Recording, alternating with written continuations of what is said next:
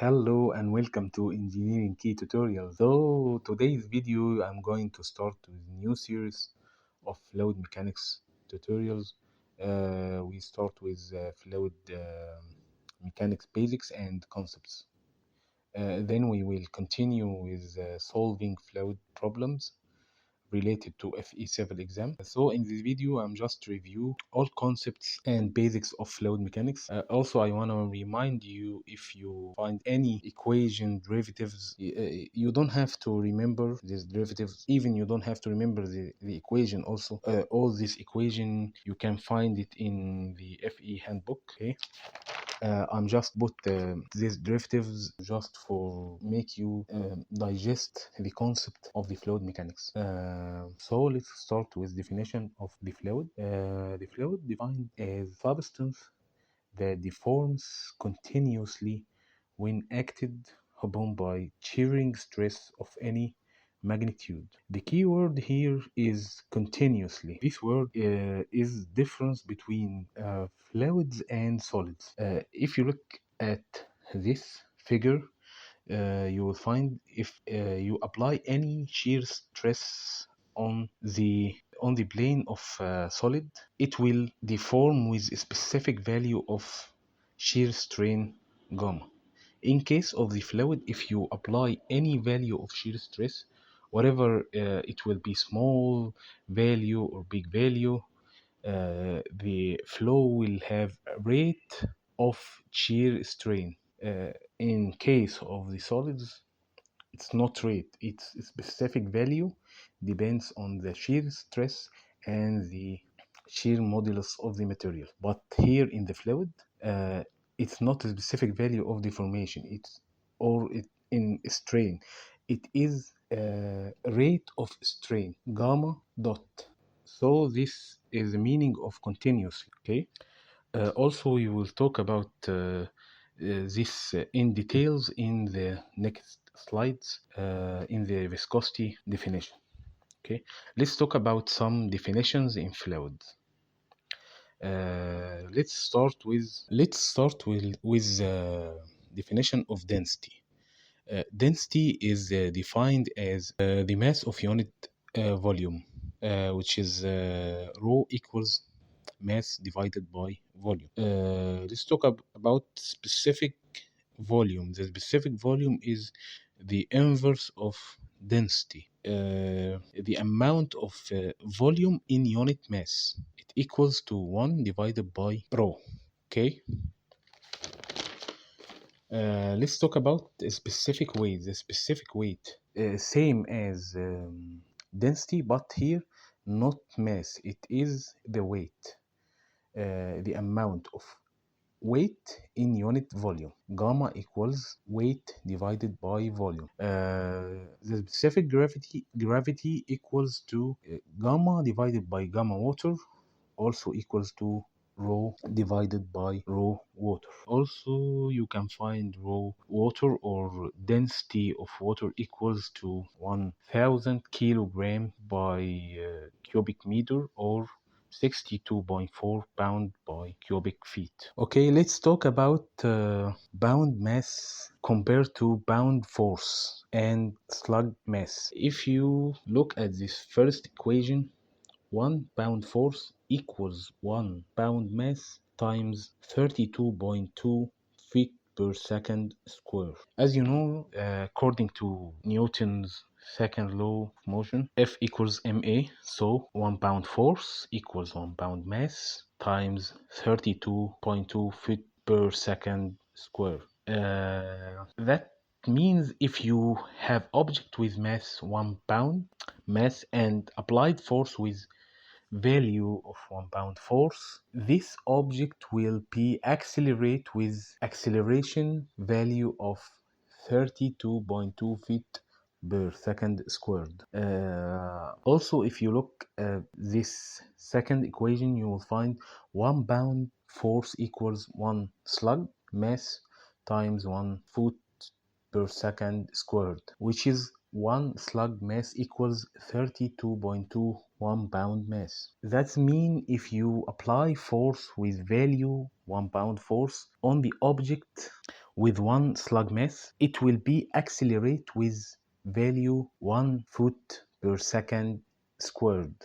Uh, that means the 1 pound mass equals 1 pound force in case of the gravitational acceleration only. Okay, but in case of another acceleration instead of g, you have to convert the pound mass to slug mass, then multiply it with the value of acceleration to find the force. Okay, then let's talk about viscosity. The viscosity is same as any electrical system, consists of flow and resistance. The current slowed by resistance.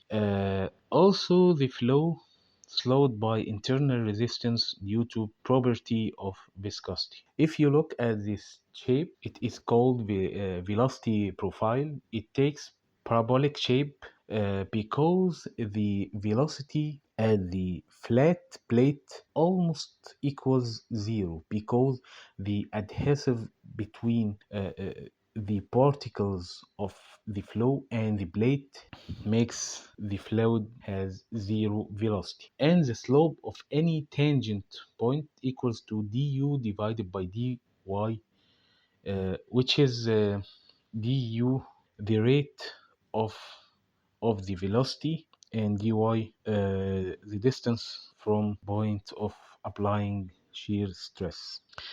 Also, you will find the greatest slope at the bottom because the proportionality of the shear stress and the du dy. So the greatest value of shear stress corresponding to greatest value of slope.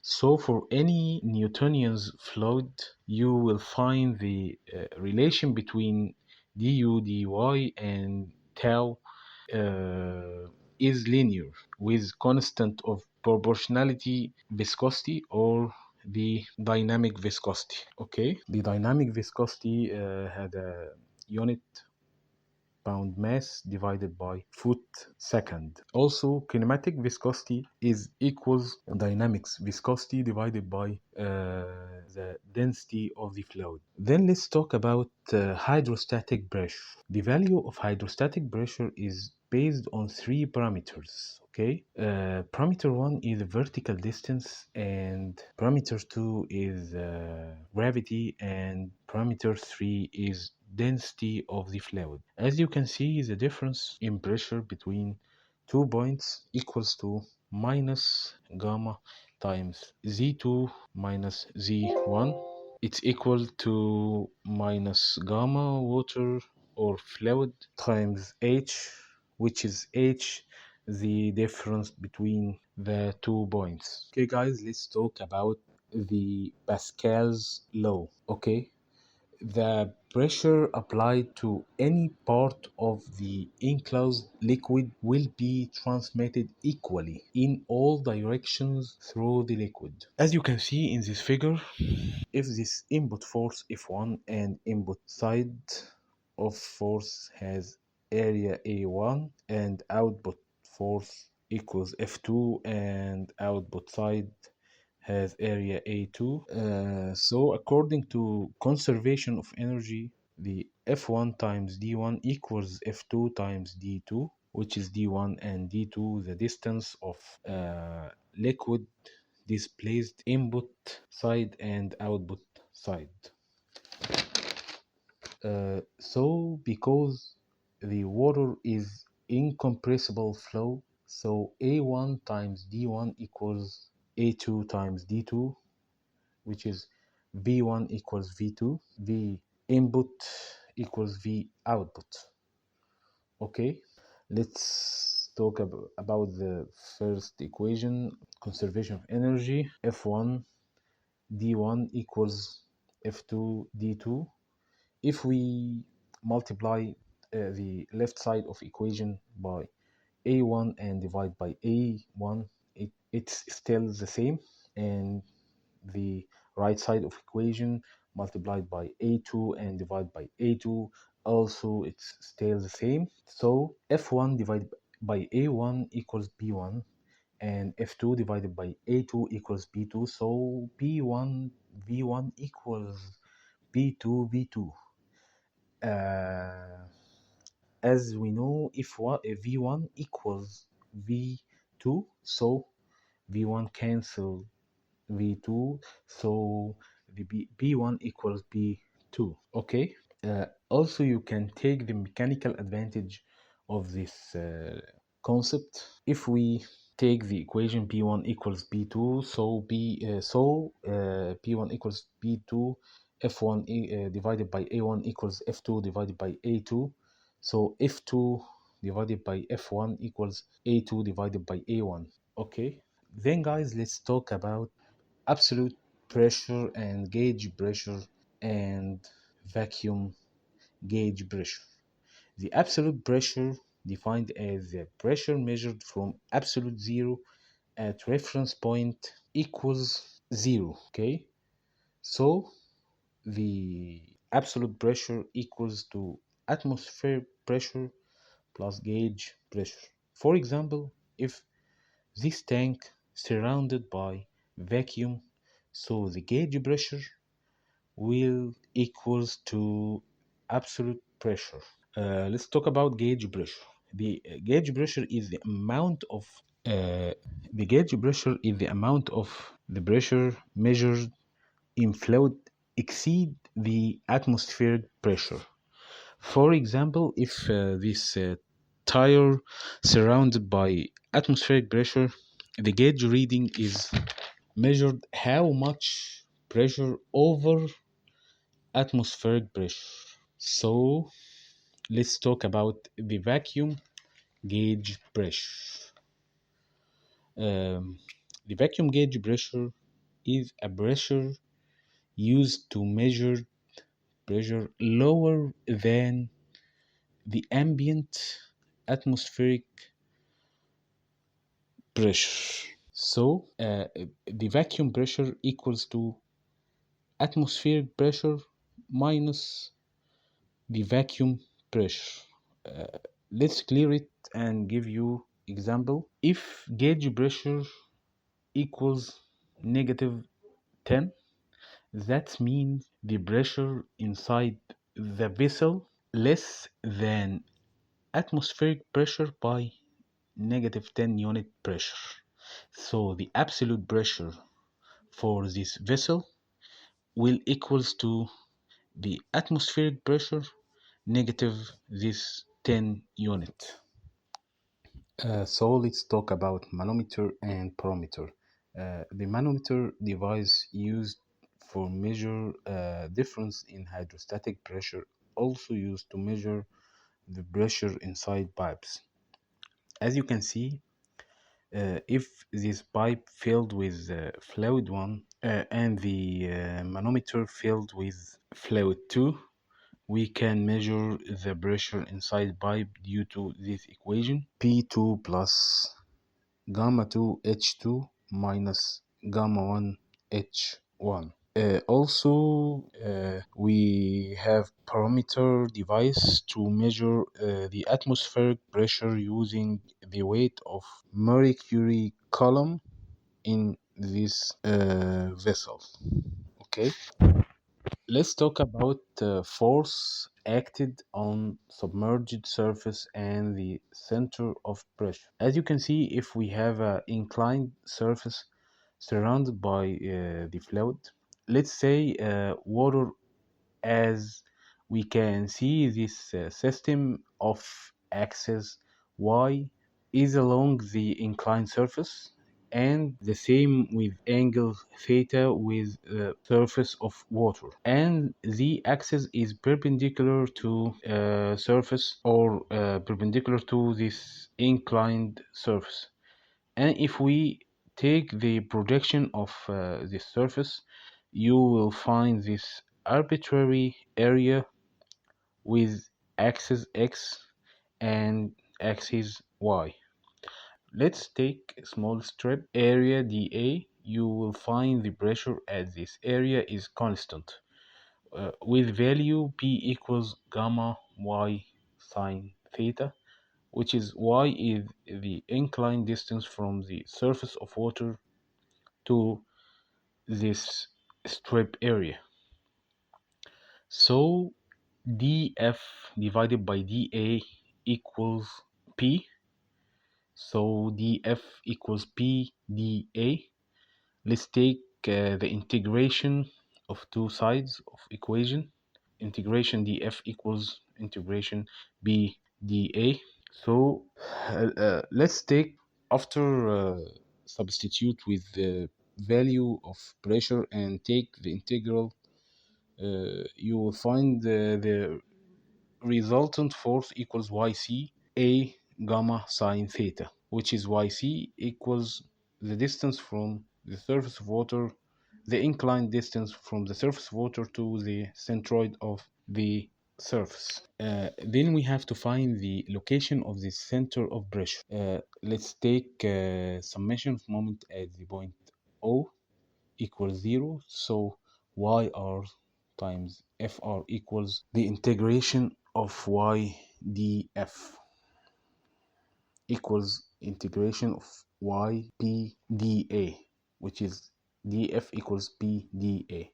So yr times fr, which is yr, the inclined distance from the surface of water to the center of pressure, and fr equals to the resultant force, equals to the integration of y gamma y sine theta dA, which is yr fr equals to gamma sine theta, it is constant, times integration of y square dA, which is y square dA. Integration of y square dA is moment of inertia. The moment of inertia equals I c plus a y c squared according to parallel axis theorem. So after we substitute with the moment of inertia, we will find the location fr, as the location yr equals to I x, the moment of inertia about the x-axis, divided by a yc plus yc, which is yc, the distance from the surface of water to the centroid of the object. Okay, let's move to the final part of this video. Let's talk about Archimedes' principle and buoyancy force. The buoyancy force is the force exerted on partially or completely submerged object in fluid or gas, whatever, in direction opposite of the gravity. So the buoyancy force equals gamma fluid multiply volume of displaced liquid. Let's prove this concept quickly. If we have submerged cube with dimension d times d times d, the force due to fluid applied on the cube equals, so F net equals to pressure 2 times the d squared minus p1 times d squared, which is d squared, the area for one side of the cube. So F net equals to gamma times h2 times d squared minus gamma times h1 times d squared. Let's take gamma d squared as a common factor, times h2 minus h1. If you look to h2 minus h1, you will find it the value of the d of the cube. So the net force equals to gamma water or gamma fluid times d squared, which is the volume of displaced liquid. Also, if you wanna distinguish the uh, uh, uh, if the object will think or not, you have to look to the something called the specific gravity. If the specific gravity greater than one, the object will be sink. If less than one, it will not be sink. Okay, guys. Uh, Finally, guys, thanks for watching, and I hope this video is helpful. And see you later in next videos.